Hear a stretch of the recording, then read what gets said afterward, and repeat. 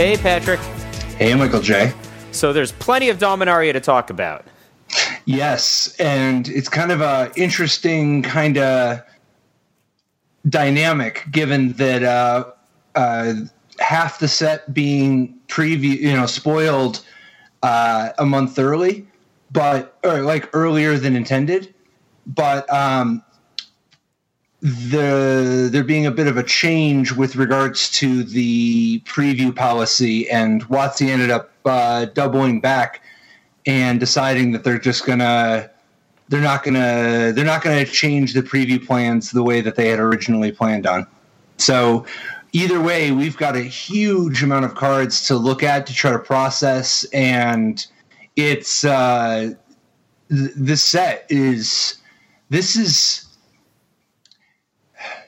this is the set I have been most excited to play with in a couple of years. There's some really cool stuff going on here. Yeah, it's magic. It's like magic. Like, not just Magic the Gathering. Like, you feel like, to me, there's all kinds of nostalgia in some of these cards. I kind of feel like a kid again. There's some of the stuff I look at the cards and I'm like, how does that even work? I think I know how it works, but it seems super cool. Yeah, I think that part of it is the time spiral experience, right? Like, this is a little bit, in some ways, this is a little bit them taking another shot at the time spiral recipe, the nostalgia themed set, but it's not actually so on the nose, and it's not like 100 or 250 one-off references. It's just that some of our favorite worlds and storylines and there's stuff there's a few references here and there, but there's an awful lot of just celebrating and exploring deeper the richness of some of Magic's lore, and I think it's super cool. Yeah, I agree. I love how it, like you said, it just references some of these places or worlds that we've visited, whether it's Phyrexia or Benalia, and like when we look at the the sagas, we kind of see like, oh, well, what's the history of this place lived through maybe the experience of a creature or two, and I think that's a really rich, kind of new thing. The saga cards. Who knows how well they'll play? Some of them seem pretty cool, but just the experience, like you go through the history of Thran or Benalia over the course of a card. It's so different and rich relative to some of the stuff that we've seen in the course of the last year or two, which was so much sizzle and not like substance. Well, where do you want to start, man? Although, actually, before we get into it for a second, there's a part of me that almost wishes that this set had just been like, just had been 36 cards bigger. 36 cards bigger? Yep, and been exactly the same size as Beta, which was, Alpha intended, but anyway. Either way, this seems... where do you want to start? Evra Halcyon Witness. All right. Evra Halcyon Witness is a 6 casting cost 4/4 creature. So it's 4 WW for a legendary creature, Avatar. It has the ability Lifelink, and it has another ability, 4: exchange your life total with Evra Halcyon Witness's power. So this card comes out, it's a 4/4, ostensibly on turn 6. Is what this saying is like if I pay 4, it becomes a 20 power creature, like a 24, and I'm 4 life total? Is that if that's the setup, yeah. If you're currently at 24 and it's at 4/4. And then it swings, just for sake of argument, it smashes... probably not the opponent, because that would end the game in all likelihood, but maybe smashes into, I don't know, a hapless Llanowar Elves, and then gains 20 life to me because of its lifelink. So it's a 20 power creature, and I'm a 24 life total player, right? That's what happens. So it can keep. That's not all though. That's only part of it. So there's actually a lot of texture to the gameplay here. Yeah. So basically, you can exchange your life total with Evra in the middle of combat potentially. So like, you also a little bit sort of have this weird piggy bank, right? Like if Evra starts getting a little bit bigger, you can like take a hit, and like let's say you were at 12 and Evra was a 7/7 from some aura, you could just swap. Take the hit, swap, and then be recharged a little bit. Like if you take 8 damage, now you might be getting the better end of it by powering up to Evra. Sure. But I think that if Evra's mowing down little creatures, that ability to grow your life total, it's like you can go like from 24 to 24 to bigger and bigger life totals. That seems really cool to me. Like, I mean, maybe that's very. Oh no, that's timmy, I think. But it's no, not at all. Like, so it's a very fragile Sarah avatar the first time around. But even if they chump block one time, you get to this spot where both you and Evra are massive now, right? Yeah. And then you're effectively, it's not just doubling, but you're able to manipulate both your and Evra's stats pretty intensely. Now, in terms of constructed play, it's a little challenging that, 4 is harder to draw. 4 is not a trivial activation cost. But you'll probably have it, like, just because Evra is a 6, right? Like, that's the kind of the implication, at least. Interesting. Yeah, this is definitely an interesting card. It really stretches the rules a little bit. Like, I got to think about this and how it interacts with so many of the previous weird cards. There's a lot of weirdness. Like, for instance, it counts as life gain, right? Not just the life link, but the exchange. It could count as life gain, right? It's like Form of the Dragon. It counts as life gain if your life total is smaller. But it doesn't count as life gain if your life total is larger. Right. So the reason I say this is, let's say you're at 20 and you swap so that you're at 4. If you swap back, or even if you just, however you want to do it, if you have a Lich's Mastery in play, Lich's Mastery is 3 black, black, black, for a legendary enchantment with hexproof. You can't lose the game. Whenever you gain life, draw that many cards. Whenever you lose life, for each life you lost, exile a permanent you control or a card from your hand or graveyard. And when Lich's Mastery leaves the battlefield, you lose the game. So, of course, if you just make it a 20/20 lifelink creature and gain 20 life, awesome. Draw 20 cards that way. But if you just change your life total from 4 to 20 and draw 16 cards, that's a pretty big game in and of itself. So you would want to have Evra and then play Lich's Mastery and then use Evra, right? That would be the order? Oh, there's a lot of ways you could do it. It depends on how much mana you have. If you start with 20 and then flip, then you're going to be in bad shape. You got to make sure that's going to be very bad, Lich's Mastery. Yeah, but if you have already flipped, but that's like a kind of amount of card draw that we haven't. Like, that's a weird kind of Yawgmoth's Bargain sort of effect, right? Yeah, but if you're going to invest 10 mana or 16, I guess you deserve a really powerful effect, I think. I'm not saying you don't. I'm just saying that's one to keep an eye on, because there's something there. That's a pretty interesting little interaction. And maybe it's something else, and really it's Lich's Mastery more so than this card, I think. But yeah, I don't know. I can't help but wonder if if that sort of massive life gain can be exploited in some way, whether this or otherwise. So another throwback sort of nostalgia nod.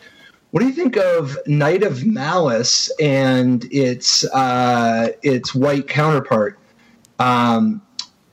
which I guess Knight of Grace. So Knight of Malice and Knight of Grace, which are like Knight of Grace is 1 and a white for a 2/2 first strike, hexproof from black, and Knight of Grace gets +1/+0 as long as any player controls a black permanent. And Knight of Malice, same thing but the other way. So that was exactly Knight of Malice was exactly the card that I wanted to talk about next. It's interesting we're on the same wavelength on this. These cards are really cool. They're kind of black knightish, kind of white knightish. Just a couple things to note. The casting costs are easier, so instead of white or black in the upper right, it's white and 1 or black and 1. They're still 2/2, still first strike. Hexproof from black or hexproof from white is obviously a weaker ability than protection from black or protection from white. But this other clause is pretty cool. The one that gives a +1/+0 as long as any player controls a black permanent or a white permanent, depending on which. Just a couple things on that. First of all, part of the reason that White Knight was so strong back in the day was there were so many people playing black creature decks. And I think to a degree the same might have been true for Black Knight, but less so. You kind of get this interesting metagame advantage. Like, if people are in a certain space, like mono black beatdown or black blue mid range or something is a popular strategy, then a card like Knight of Grace will gain even more value just based on what other people are doing. But one of the things I think is really cool is that if you're playing, for example, a black-white creature deck, there's black-white tokens decks, there have been different kinds of Orzhov or Esper creature decks. These guys are great just from the cards in your own deck, but even more than that, depending on format, you might have for, like Orzhov cards, like something that costs like Orzhov, and your deck is otherwise mono-white or mono-black.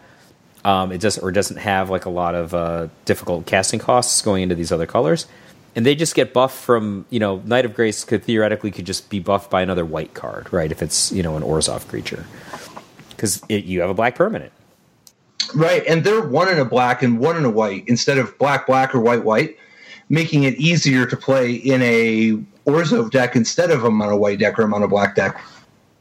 Yeah, or Knight of Grace actually just gets buffed by Batterskull, right? Like if you have a good point, something that has a germ.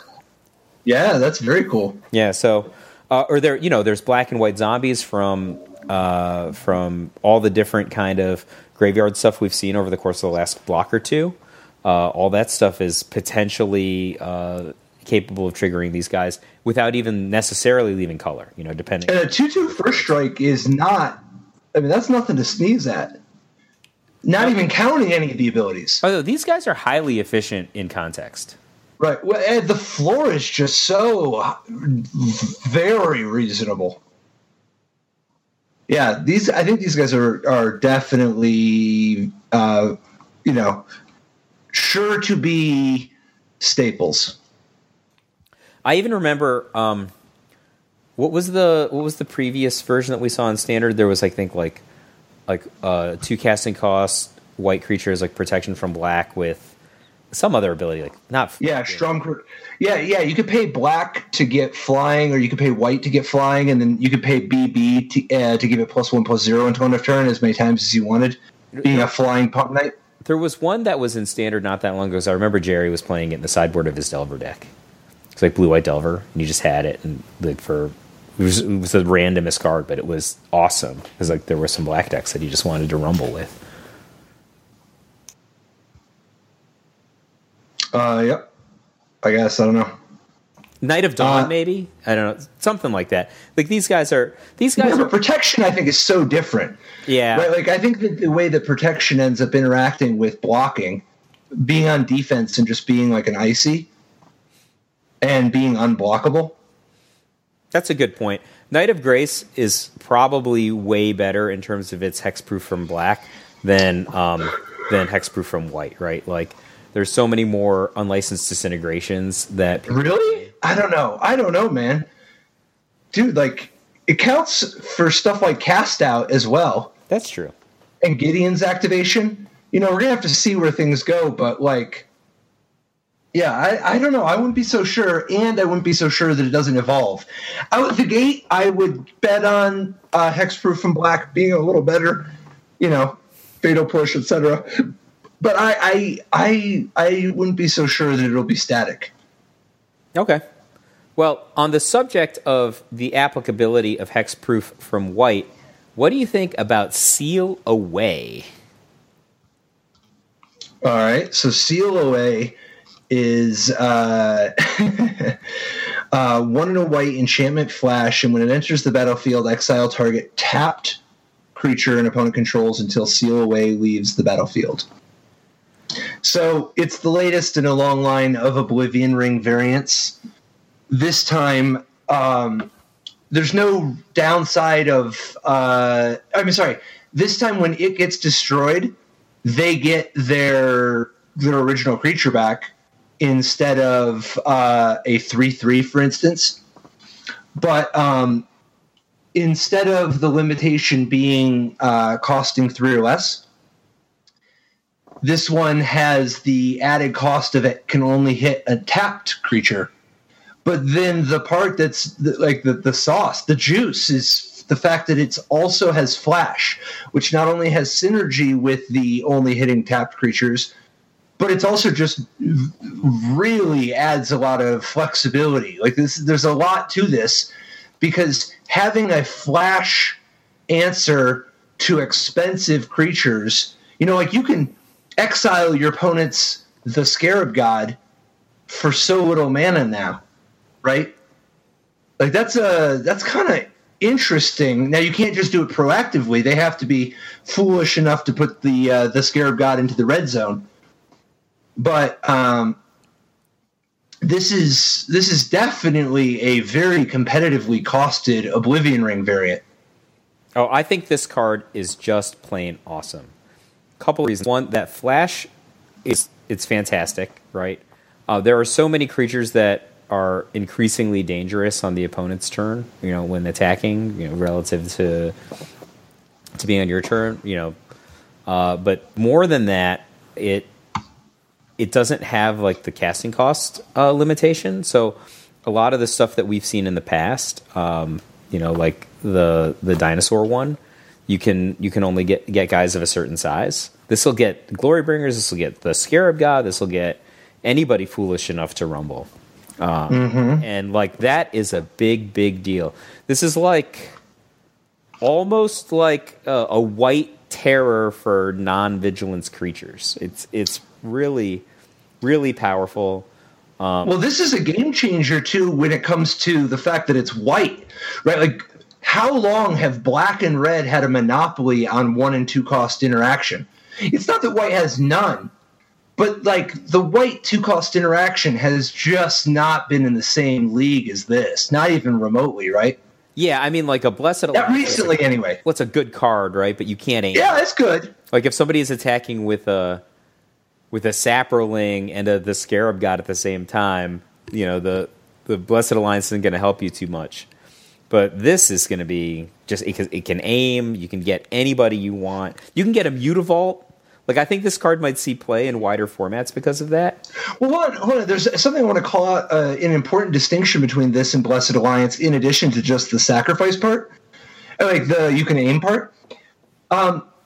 When you have a Blessed Alliance and your opponent attacks you with a 1-drop, like, if they went on the play, they play their 1-drop, you play your first land, then on their second turn they attack you, you can't Blessed Alliance there. But if you have Seal Away, you can still seal away their 1-drop. You could just do it on your turn. Oh, that's really different. That's what I mean, in that how different it is, because one of the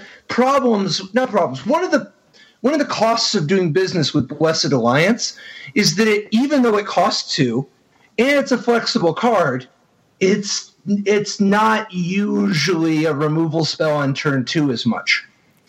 You can do it on turn 2, but Seal Away is actually a meaningfully more reliable 2-cost spell that you can actually play on turn 2. Yeah, this is really, really even much better than I thought.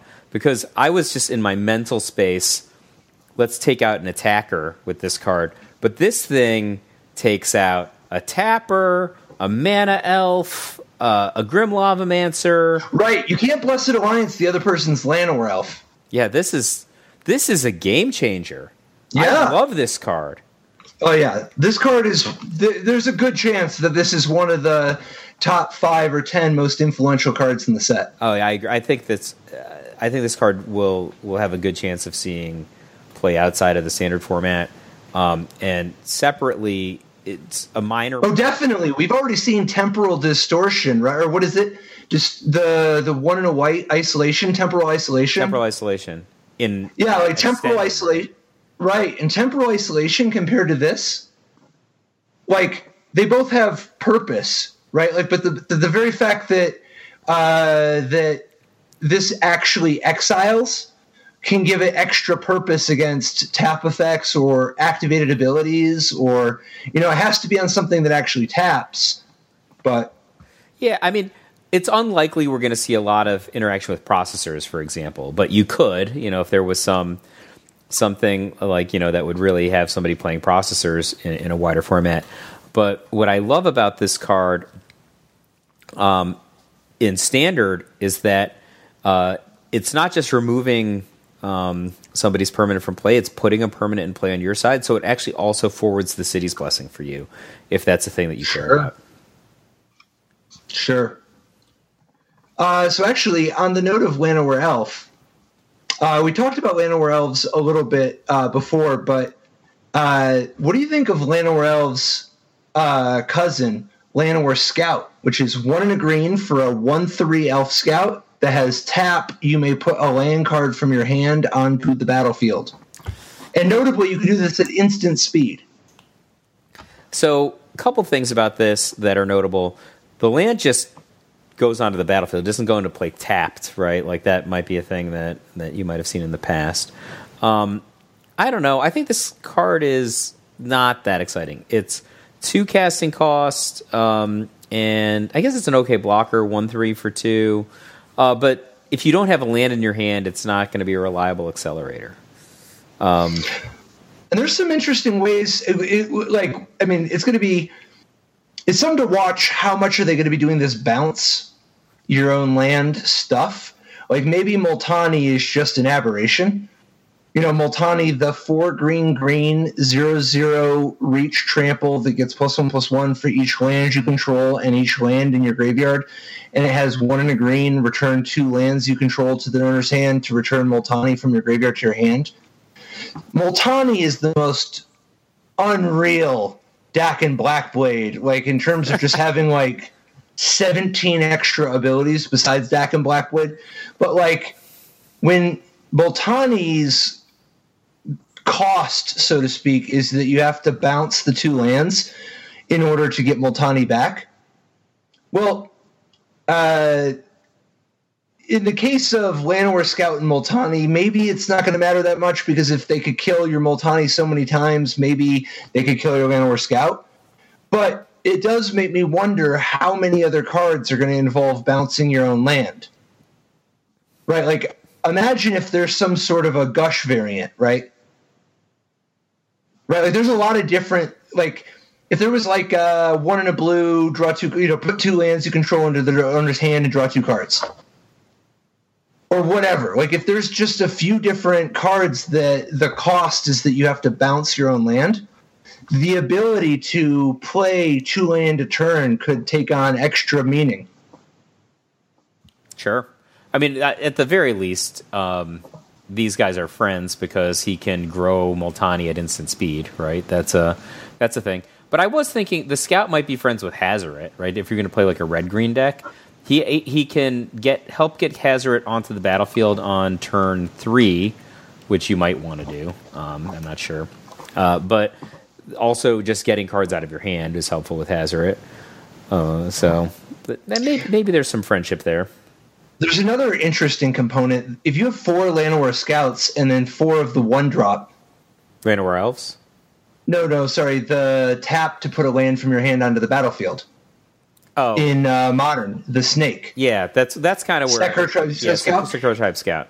If you've got 4 Sekar Tribe Scout and 4 Llanowar Scout, and then you play with a bunch of the Karus, like the lands that come into play tapped and bounce one of your lands. Boros Garrison, for example. Boros Garrison, right, and then tap for 2 mana. If you've got one of those bounce land, or one of those Karus, and then either Llanowar Scout or the Sakura Tribe Scout, and then you have that blue enchantment that everybody uses with Knight of the Reliquary. God, there's so many Magic cards now. But yeah, you can just keep, every time you play your Karu, untap the Llanowar Scout. Retreat to Coral Helm? Right. Every time you play your land, Retreat to Coral Helm will let you untap Llanowar Scout. And then you could play your Karu again and just keep bouncing, Like, I wonder about a new kind of combo deck, or a new take anyway, on Amulet in Modern. Yeah, I think that'd be potentially very powerful. Like, that engine is really, really strong, right? So, I guess it's pretty easy to set up. Then you just need a payoff card. Well, there's lots of things you can do, right? Like you could spend your mana. So first of all, Knight of the Reliquary obviously works with all this stuff, but as long as you just have some mana sink, like you need to have a payoff. You could have a mana sink if you have an amulet, so that you'll just have infinite mana. But you could also just have something that triggers, like some kind of a landfall trigger or something, right? And gain infinite life or whatever. That'd be cool. But can we just jump back to Multani for a second? Sure. So the implication on this card, because it's forecasting cost, is that it's probably at least 6. Multani, yeah. 6 casting cost. I'm sorry, I thought I said 6. It's probably at least 6/6, right? Yep. So not always, but it probably at least 6/6. But the thing about this card is that it's not great against fast decks, right? Because you're talking about potentially reversing your development, and also it's expensive itself. But this card seems really, really good against mid-range, and like really, really good at grinding long term.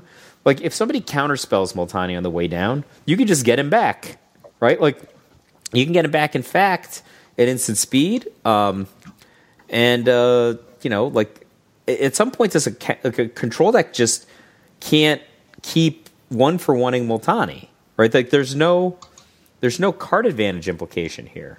There is a slight retardation of your mana development, but it's not. You still have to keep paying 6 over and over again too. I mean, that's part of it. Yeah, but it's like an uncounterable Whispers of the Muse, right? At that point, like you're just like, all right, here's 6, and at some point they're going to run out. Although, to be fair, that White Seal would be pretty good against Multani. Solid 2 casting cost answer. That's fair. What do you think Multani's chances are? High. Big into it? Yeah, I like this card a lot. I think I think it occupies a similar space to like Gaea's Revenge, but it's like the card advantage-y version of Gaea's Revenge instead of like the Warhammer-y version of Gaea's Revenge. And also, like, it's also good against mid-range. That's the thing. It's not just this card that can like grind against black-blue. Actually, you don't want it to grind it against black-blue control, but maybe other control decks, grinding over time.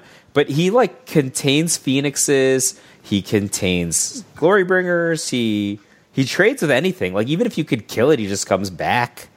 I love him against mid-range. Sure. Yeah, no, I think it's good. I don't know how many you're going to want to play. Look, one in the sideboard. But it could also be the type of thing. It could be the type of card that people end up playing a bunch of too. Like, you never know. Like, sometimes these Llanowar Elf decks break this way. So here's a little bit of a sleeper. This is one that's probably not on a lot of people's radars. It's a Hallar the Firefletcher. 1 red-green for a 3/3 trample legend. And whenever you cast a spell, if that spell was kicked, put a +1/+1 counter on Hallar the Firefletcher. Then Hallar deals damage equal to the number of +1/+1 counters on it to each opponent. So this card has to be pretty good by itself, and then take consideration on the kickers, right? Because the kickers are very speculative, right? Even if you have a bunch in your deck. Are we in agreement on that? Like, yes, it's pretty good in the abstract, right? And then maybe... No, I don't know. Well, to begin with, he is slightly better than Gnarled Mass, right? So, 3/3 trample for 3 rather than just 3/3. That is nowhere near good enough to play by itself. Right. But that kicker ability, if you get it off like twice, I think the card is spectacularly powerful. So what I'm wondering about is how many really cheap kickers there are, right? Like Gatekeeper of Malachor, Goblin Bushwhacker, it'd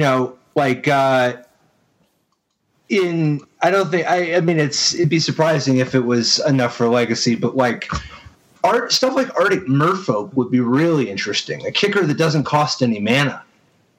Like Arctic Merfolk in particular is kind of sweet because you just could loop it with something. If you had a way to play the Arctic Merfolk for free, like a learn or something. Which one? There's a lot of things. Patrick? 1 in a blue, 1/1, and it has a kicker of return one of your other creatures to your hand, the owner's hand. Oh, so if you had 2 Arctic Merfolk, for example, within a Lurin, that's a loop. Right. And so I guess I just wonder about what other different ways there are to kick that are really mana efficient. Because, is there any way that that you might end up just going 1, 2, 3, 4, 5, 6? There's no combo thing. Maybe this guy is just supposed to be played ostensibly for value, but Kavu Primarch is a kicker card that sometimes costs 0 mana. I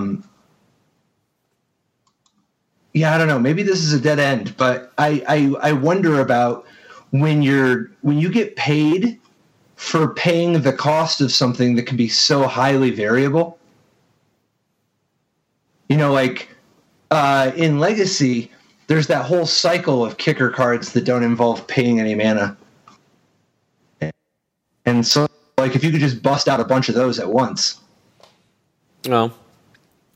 That's it may require you to have Hallar in play. Like a 3/3 for 3 in Legacy to me, there's a lot of Lilianas / Lightning Bolts, that might argue with the survivability of a 3/3 creature for 3. Pollen Remedy only costs 1 mana.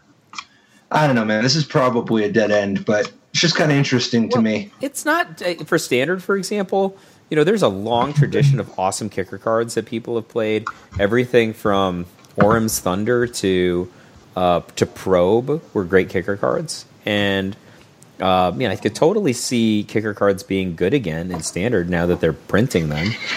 So it's not this card isn't that bad, right? He is not as good as a Brontodon the turn that you play him, but he's also not so bad. If you get a kicker off the next turn, the kicker is ostensibly going to generate an advantage for you anyway, and then he's going to be 4/4 that whacked for 4, and then he's going to be 5, the next turn.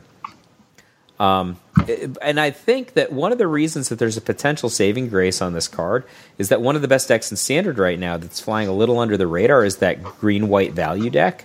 It's not good at killing creatures.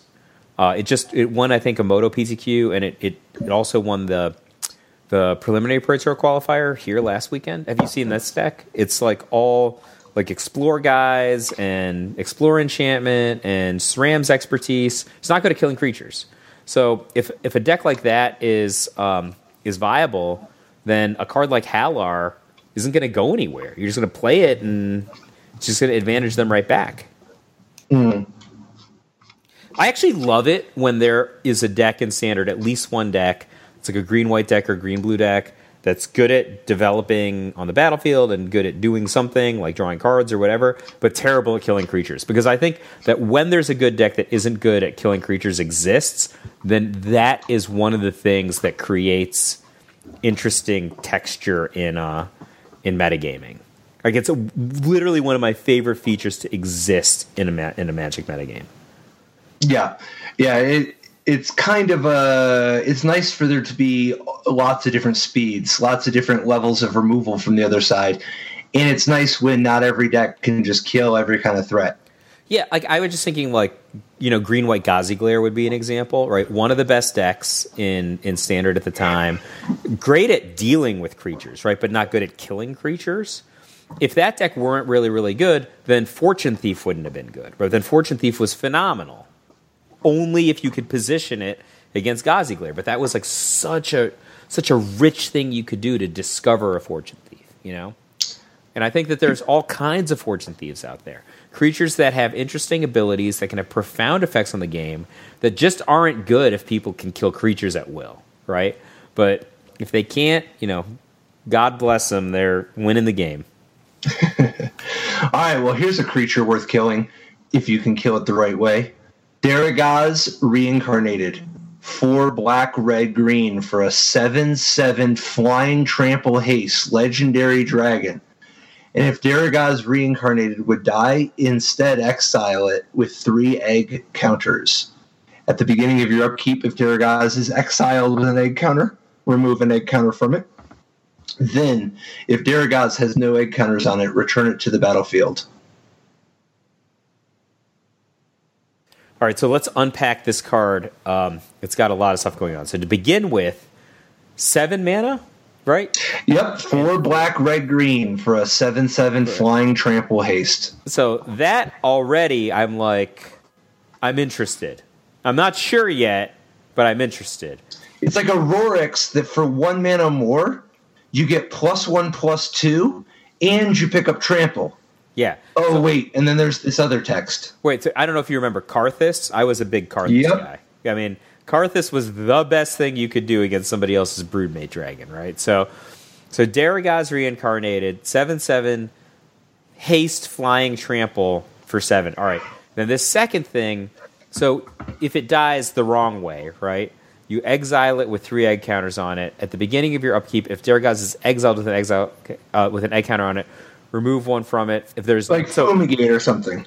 Yeah, so it's just like kind of like a delay, and then he comes back, right? 3 turns, typically. And obviously, if you want to have some sort of thing to manipulate counters, you potentially could do that. But he's just going to come back after 3. Potentially unbelievable, depending on matchup. Potentially too slow. Seems like a great grinding card, because if somebody kills it normally, like you said, just regular destroying it, it's coming back, and it's coming back hasty, right?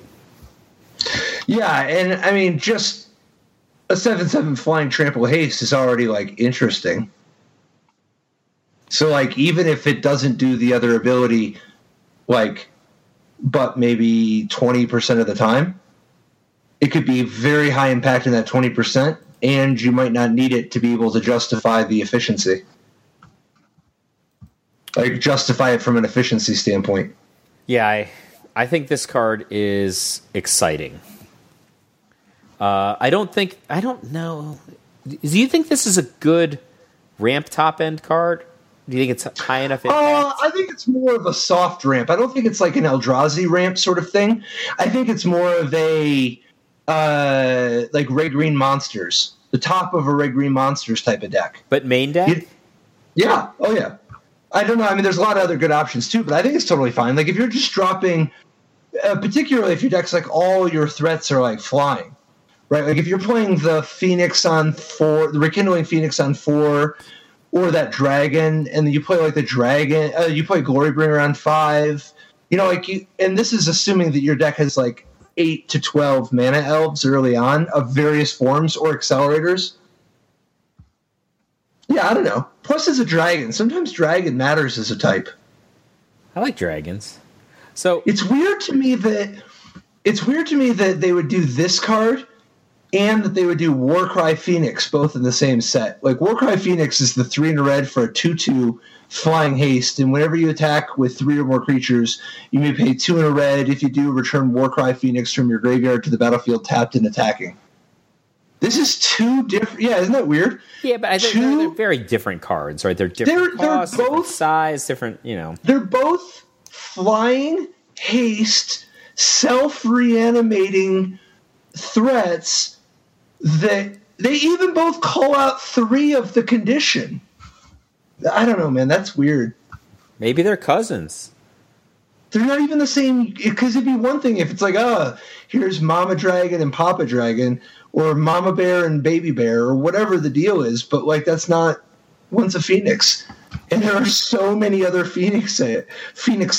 Good Phoenixes. Yeah, I was just thinking about Darigaaz Reincarnated, in Standard potentially, because there's a pretty good Jund deck in Standard that's been going around. It has like 8 Explore guys, and it has like all those sweet 4 power flyers for 4 or 5 mana. I'm just wondering, like, do they even want to go to 7? Well, not those decks exactly. I think that Jade Light Ranger is friends with this guy, but Jade Light Ranger's, I think, friends with a lot of people. Jade Light Ranger is friends with a lot of people. I think that instead of playing like 2-cost Explorer creatures, I think that it's more likely that this guy would be in a deck that looks very similar, but that begins with more accelerators, actual accelerators, like Llanowar Elves and 2-cost elf variants, like Spring to Mind or something, Gift of Paradise, something like that. Yeah, any of that type of stuff.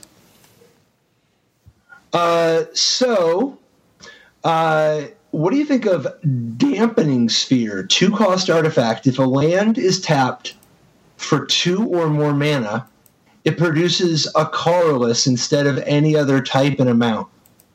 Each spell a player casts costs 1 more to cast for each other spell that player has cast this turn. What a weird design, but definitely pretty explicitly hateful of lands that make more than 1 and stormy sort of turns. Yeah, so it's got the right cost, right, to be hateful. This is a kind of card that is good at shutting down, some of the Ixalan flips, right? Isn't there? There's that one flip that can be a Gaia's Cradle. There's the flip that is for life total. That I don't know how pervasive any of those things are yet, but if you were worried about those, you could deal with them. In wider formats, you could stop a real Gaia's Cradle or a real Sarah Sanctum with this, which that might be something you might want to do. Are you ready for the combo? Always. This and Mana Flare.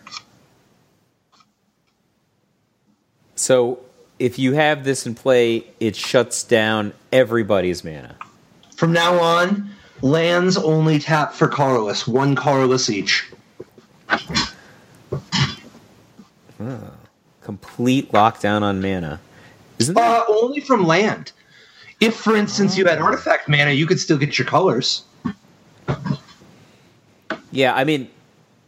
Or you could not need colors. What if your deck just had stuff like imagine if, for instance, if you were playing Modern and your deck had 4 Heartbeat of Spring and 4 Mana Flare.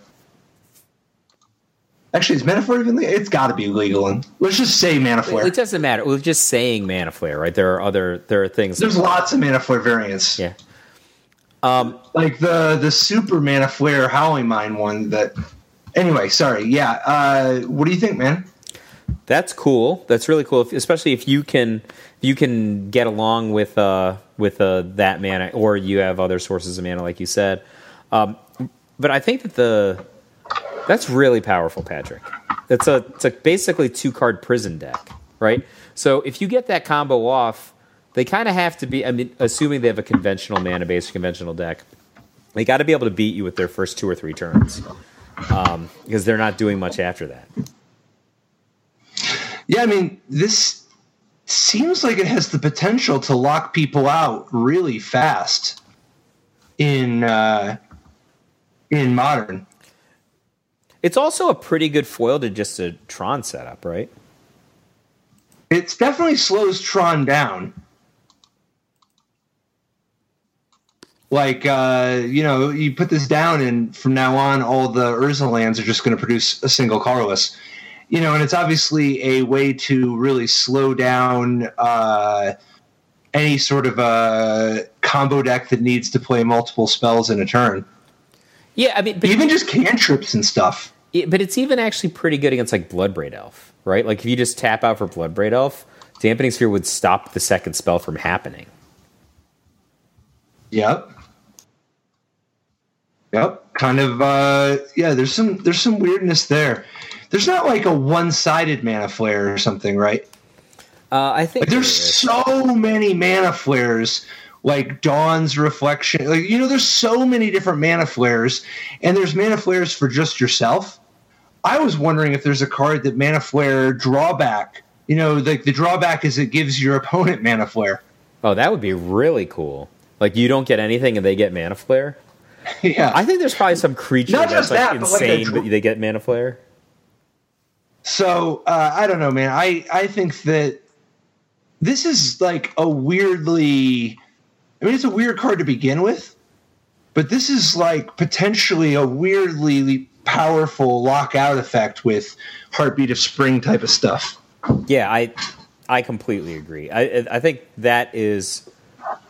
the only objection I have to that is it's essentially a 2-card combo, and it doesn't just win the game, right? So I think you want to have something that makes your Heartbeat side of your deck, let's say you don't have Damping Sphere, you just like win with Heartbeat or something. You want to have something like that, because otherwise, wouldn't you want to play just like Empyrean or something, which is also a 2-card combo? Sort of. I mean, Empyrean's a 1-card combo, but it's a lot softer. Completely mana locking somebody is like... Well, that's assuming that they have a conventional mana base. Like, this doesn't completely stop an Eldrazi deck. This doesn't completely stop an Affinity deck. Does it slow them down? Yeah, it slows them down. But, like, they can cast spells. If they develop some mana base, they're going to cast spells at some point. I mean, they're not going to get any mana out of their land, though, right? Like, isn't that going to completely lock out a lot of people where they just will never play another spell? Oh, yeah, absolutely. It's going to stop, I don't know, red deck wins. It's going to stop, Jeskai control. Like, those decks have very, very color-concentrated mana bases, right? So... but again, it doesn't stop everybody. That's all. Okay, sure. What do you think about the applicability of the classic Icy Manipulator to Standard at this point? Is it too slow? Actually, does it even work? Now I'm wondering if it even works with Heartbeat of Spring, because Heartbeat of Spring says whenever a player taps a land for mana, that player adds 1 mana of that type to his or her mana pool. That sounds like it doesn't actually. That sounds like the one causes the other. Like, there are some of the cards that say that they actually tap for double instead. Like if you have a Gift of Paradise on your land. Yeah. And, well, some of the mana flares actually are worded differently. I think that the spirit of it is good enough for our purposes. All right. Like, so, whether the specific card is Heartbeat of Spring or something else, it is. Okay, sure. Yeah, there are some. Just choose the correct card. Okay. And then what's your question? Icy Manipulator. Can it work in 2018? Medium minus. Yeah? I think a little slow. Yeah. Artifact is not also, okay, a braid, boom. If it gets bad, Descender's Deliverances are going to be played. And not just that, there's cast outs in every white deck. Yeah, forget about this guy. Mox Amber. 0-cost legendary artifact. Tap to add 1 mana of any color among legendary creatures and planeswalkers you control. It's a trick, Mox Amber. It's a trick? Yeah, it's like the backwards Mox, right? Instead of like coming out early, it only helps you late. Late? Like late can be, turn 4, but yeah, it doesn't do anything to begin with. Because it's only legendary creatures and planeswalkers. If you've got like a legendary land, for example, it doesn't key off of that. You need to have your planeswalker in play. It doesn't do anything, right? It's like a I don't know, a dark ritual, like a persistent dark ritual that comes out like on turn 5. I don't think it's bad. It's just the opposite. It's kind of a trick. I don't know. Let me give you an example. How many legends can you reasonably put into your legends and planeswalkers? Can you reasonably put into your affinity deck? I don't like a 0-cost artifact is already like, okay, so that's a start, right? Yep. But maybe that's the wrong way. Maybe that doesn't actually, maybe that's not the right home for it. But there are some cheap legends in Magic that are pretty good. I think, and maybe it's more just a legend aggro deck. You could play, yeah, that's what I was thinking. You could play like a white weenie deck that's got like 4 Isamaru, 4 Kythian, and then this, or whatever. There's like other 1 casting cost creatures, just to swarm, but. I don't know. It seems like a lot of limitation to put on a deck that would have similar redundancy without the limitation, and maybe even better colors in another context. That's the thing. I think you could do it. You're like, all right, first turn Plains Isamaru, woohoo, Mox Amber Kythian. Are you going to win that game? Probably. You're smashing somebody in the face for 4 on turn 2, and you have 2 pretty good creatures. And if you started with an Iganjo Castle, it's even better. But, is it that much better than just a regular, one drop draw? Not that much. How about this with Areo, Soratami Ascendant? Oh, the blue guy? Oh, yeah. That's a super clean flip, too, right? Yeah. Oh, I like that. Okay, that's something, right? Yeah. Okay, what about Malira and Anafenza Kintree Spirit? Oh, man, I love Anafenza Kintree Spirit. Right, both of them, both Malira and Anafenza, the deck has, that's not a trivial amount of legends to start with, right? No, I think that you could just play, like you said, Legend Aggro, but the only thing about Legend... What about Baral, Chief of whatever, and Jace Friend's Prodigy? Oh. Is there any amount of start in that space? I think that when you're outside the Legend aggro and you're in the Legend control zone, you have too much more of a disconnect. What about Dorn in the Siege Tower? Well, Dorn in the Siege Tower is a monster, but produces a lot of different colors. Yeah, but the thing is, you're in a zone already where Mox Amber's not doing it until turn 4. No. I'm not talking about Dorn in the Siege Tower being the only legend in your deck. I'm talking about, for instance, imagine your Kythian Izumaru deck is playing Doran on turn... probably not Kythian as much. But, maybe. I don't know. If your Izumaru deck is playing Doran on turn 2... Why wouldn't you play Kythian? Maybe you would. It's worse with Doran, and you probably would play Kythian, though. Yeah, I guess they're kind of... But Kythian gets really good, after a couple of attacks also. Right? Kythian doesn't stay Kythian. Sure. Man, I just think that there's so many cheap legends. There's got to be more that we can, I don't know. This is, a very, very powerful effect. I don't know why we would just wait. Well, it's not about waiting. I think it's just about it waits. It doesn't have an unlimited amount of bandwidth. Right? Aren't you going to be tapping this on turn 2 a lot? if you have a high concentration of one casting cost legends, yes. Why do you need one casting cost legends? Couldn't you have two casting? Yeah, sure. Okay. Like 2 opens up so many more, right? Are you going to play 4? Dude, what about Rishkar Pima Renegade? That's okay. You're only lukewarm on that one? Yeah, I think he's solid. Okay, I think that like in the context of the kind of cards we're talking about, I think that's a pretty low power card. What about SRAM Senior Edificer? Oh, we might be talking now. They're friends. You've got to be into that, right? No, they are friends. They might. That's all you've ever wanted in this world, right? Yeah. Like the fact that you can have this and Mox Opal also, like it's kind of interesting that already, right? Thalia, Guardian of Thraben. Well, I like the fact that you can play SRAM and Mox Amber in Standard potentially. That's actually a place that I want to springboard from. Okay, sure. Right, because you're talking about an engine that you're willing to jam into Modern or Legacy. Like, oh, if you can get that into Standard, then you're just in a completely different place. Mm-hmm.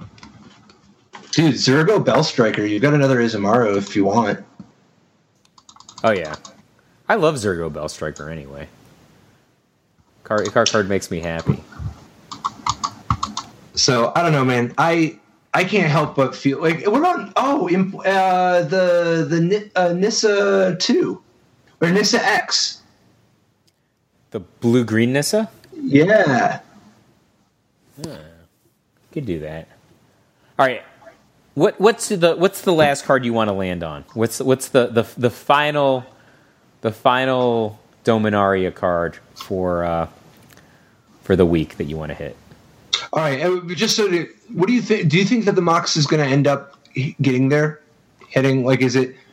Do you think it's going to just be like used mostly fair? Like, yeah, I think it's going to be medium low play. Medium low play, and when used, not combo as much as fair, or you think it's more combo or too hard to call? I think it's just like slight incremental advantage, medium low popularity. Okay, sure. But not no play, right? Okay. So the Mirari Conjecture.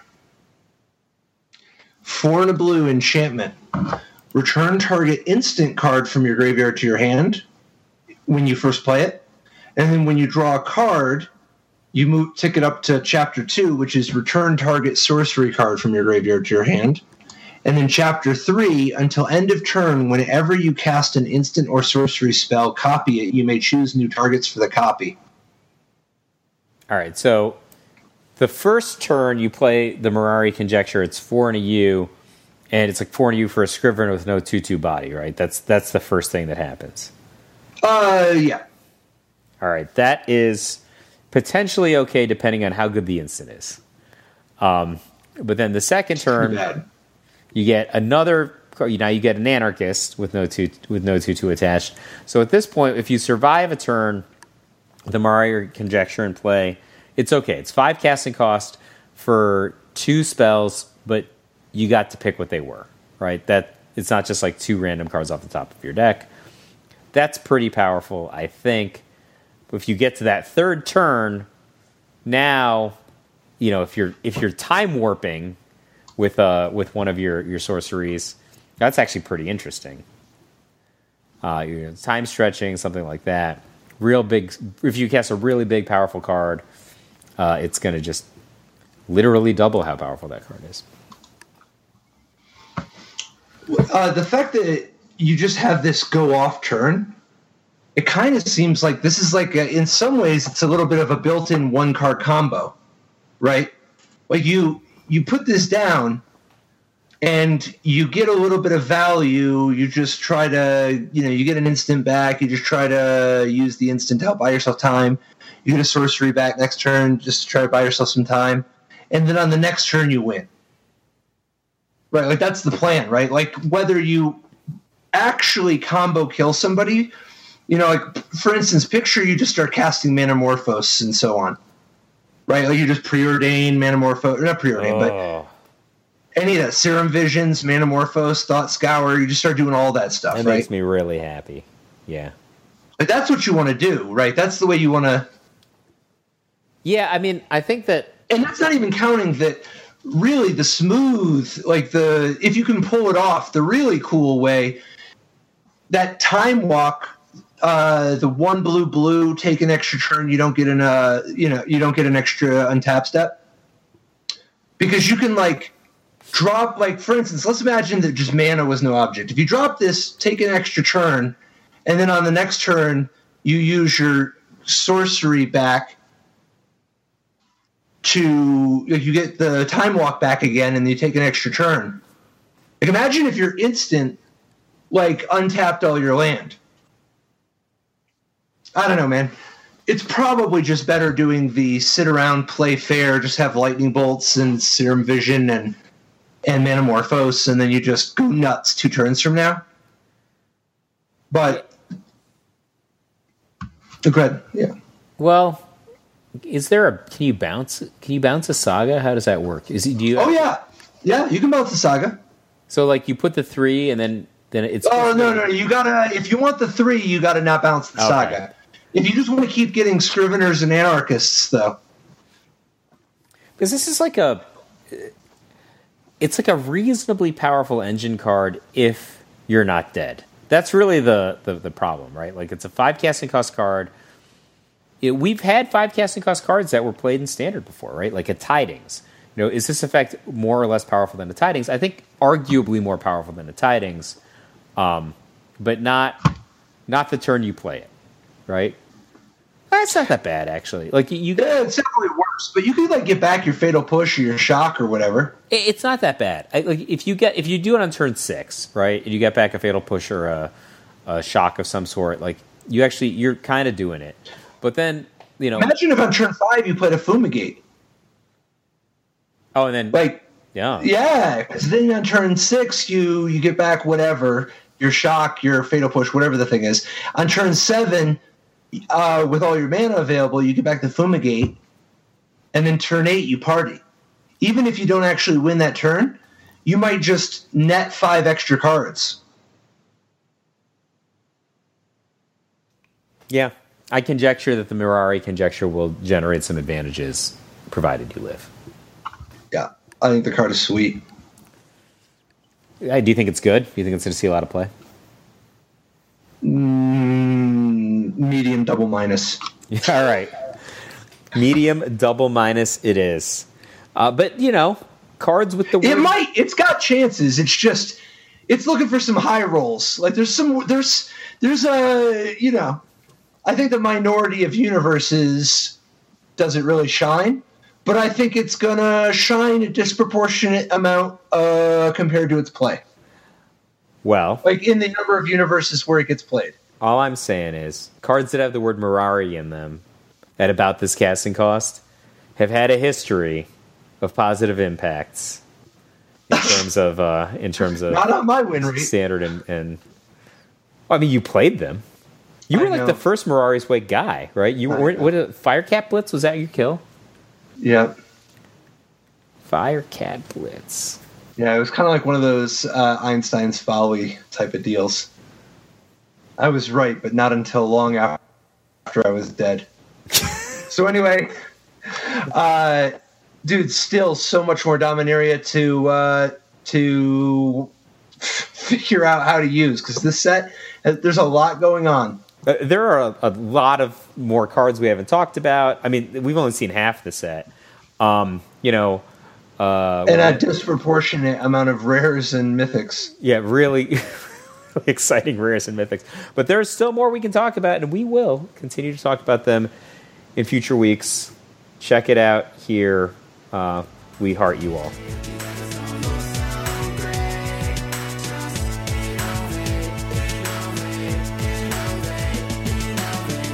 Life didn't work so great. Tried to play dredge into jail or hate. Ghostly prison waiting for my untapped phase. Your core trapped in amber stasis days. Lost a lot of friends, got left behind. Had to find a way not to lose my mind. Trapped in a vault with nothing but time. Parents and my friends were the key to find. Magic gave me purpose and drive. The game, the love, kept me alive. Visions of better weather, light inside.